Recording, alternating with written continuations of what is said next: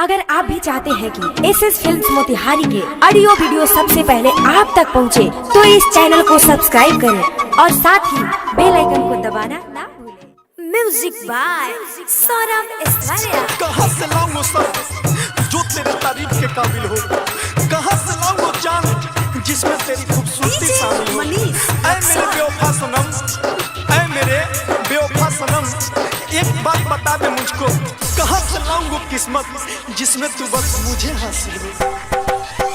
लागे जो पलस में मोर साला ये जान, धुआं तोरा ससुरा ले जाई ए जान। लागे जो पलस में मोर साला ये जान, धुआं तोरा ससुरा ले जाई।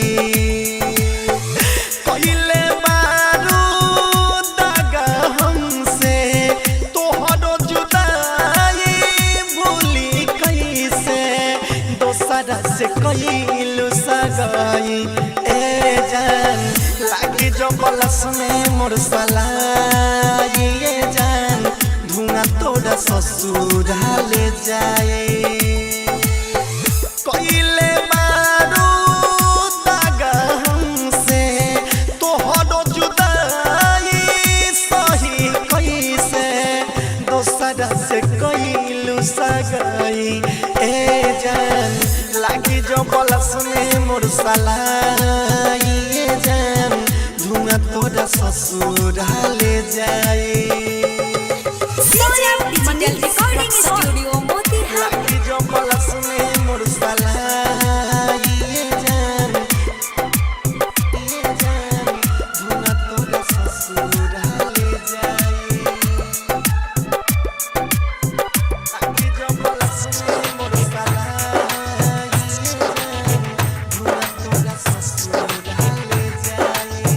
तोहरा के नहीं खे मालूम रे रनिया, कितना हम प्यार तुहसे करीले।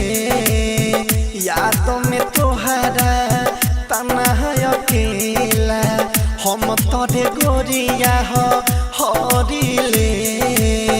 नजर उठाई नजर झुकाई, नजर उठाई नजर झुकाई, ही तलके लू सफाई ए जान। लागी जो पलस में मोर साला ये जान, धुआं तोरा ससुरा ले जाए।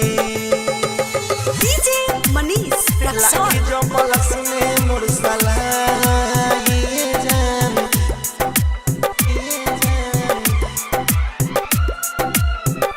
Music by Saurabh Aishwarya.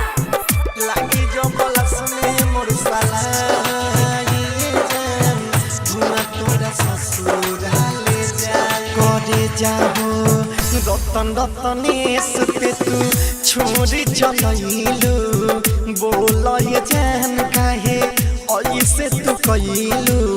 शत्रुधन दीवाना से करता शादी, जिंदगी के हमारा तू कके बर्बादी। सौरभे सवरिया देता रे घरिया, सौरभे सवरिया देता रे घरिया। पूछले प्यार काहे कइले भाई हो, लागी जो पलस में मोर साला ये जान, धुआं तोरा ससुरा ले जाए। कइले मारू दागा हमसे तोहरो जुदाई, सही कैसे दोसरा से कइलू सगाई ए जान। लागी जो पलस में मोर साला ये जान, धुआं तोरा ससुरा ले जाए। Saurabh digital recording studio Patna.